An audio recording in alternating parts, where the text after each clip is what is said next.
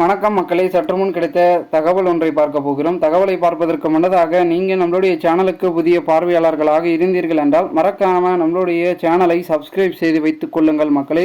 தற்பொழுது அணிமாறப் போகிறாரா நம்மளுடைய சிவி சண்முகம், இதை பற்றி தான் பார்க்க போகிறோம்.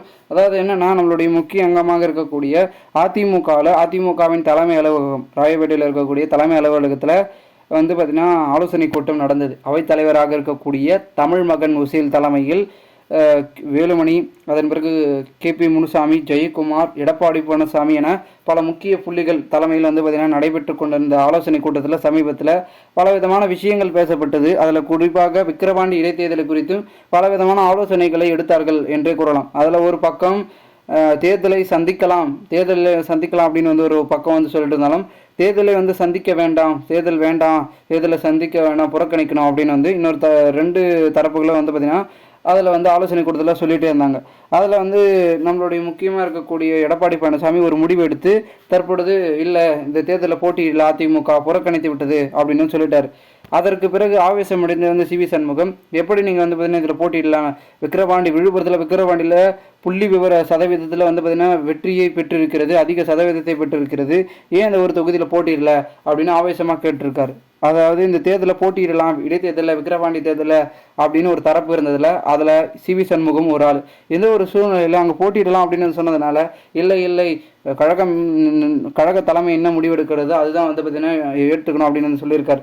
ஏனென்றால் தற்போது சிவி சண்முகத்தை பொறுத்த வரைக்கும் அவங்க போட்டியிட்டு மெஜாரிட்டியை படைக்கலாம் அதிமுக அப்படின்னு நினைச்சாரு. ஆனால் தற்பொழுது எடப்பாடி அதற்கு மறுப்பு தெரிவித்த நிலைமையில் கடும் ஒரு கோபத்திற்கு உள்ளாயிருக்கிறார். அதன் பிறகு ஒரு சில நிர்வாகிகள் அவரை வேறு பக்கம் அழைத்து தற்பொழுது அந்த ஒரு சம்பவத்தை தவித்திருக்கிறார்கள் என்றே நாம் கூறலாம். அதன் பிறகு தற்பொழுது அவருக்கும் நம்மளுடைய சிவி சண்முகத்துக்கும் எடப்பாடிக்கும் ஒரு சில மனக்கசப்புகள் இருந்ததாகவும் கூறப்படுகிறது. இந்த ஒரு நிகழ்வு மட்டுமில்லை, இதற்கு முன்னதாக நிறைய நிகழ்வுகள் நடந்திருக்கிறது. இவர்களுக்குள்ளே கருத்து ரீதியிலான வேறுபாடுகளும் மனக்கசப்புகளும் இருப்பதன் காரணமாக பெரும் வகையில் அதிமுகவில் ஒரு சில குழப்பங்கள் ஏற்பட்டிருக்கிறது என்றே கூறலாம். இந்த ஒரு சமயத்தில் தற்போது சசிகலாவிடமிருந்து ஒரு அழைப்பு ஒன்று நம்மளுடைய சிவி சண்முகம் அவர்களுக்கு வந்திருக்கிறது. அந்த ஒரு அழைப்பில் தற்போது சசிகலாவை சந்திக்க வேண்டும் அப்படின்னு கொடுத்திருக்கிற நிலைமையில் தற்போது அவர் சசிகலா அவர்களை சந்தித்தால் சசிகலா அவர்கள் பெரும் வகையில் உங்களுடைய நிலைப்பாடுகள், உங்களுடைய கொள்கை என்ன அப்படின்னு கேட்டவுடனே அதெல்லாம் அப்படியே இந்த ஒரு விக்கிரவாணி தேர்தலில் நிற்கலாம் அப்படின்னு சொல்லிட்டாருன்னா, சரி வாருங்கள் நிற்கலாம், நம்ம அணியில் சேர்ந்துருக்கு அப்படின்னு சொன்னாங்கன்னா, அங்கே தகுந்த ஆதரவும் மரியாதையும் தகுந்த பார்த்தீங்கன்னா அவருக்கான ஆதரவு எல்லாமே கிடைச்சிச்சுன்னா, அங்கீகாரம் கிடைச்சிச்சுன்னா, அங்கே கூட பார்த்தீங்கன்னா சசிகலா அவர்கள் அணி கூட மாறுவதற்கான வாய்ப்புகள் இருக்குது. அப்படி மாறிட்டார்னா அங்கே அதன் மூலமாக பார்த்தீங்கன்னா ஒரு விக்கிரவாண்டியில் நிற்பதற்கான வாய்ப்பு இருக்குது அப்படின்னு சொல்லிட்டு இருக்காங்க.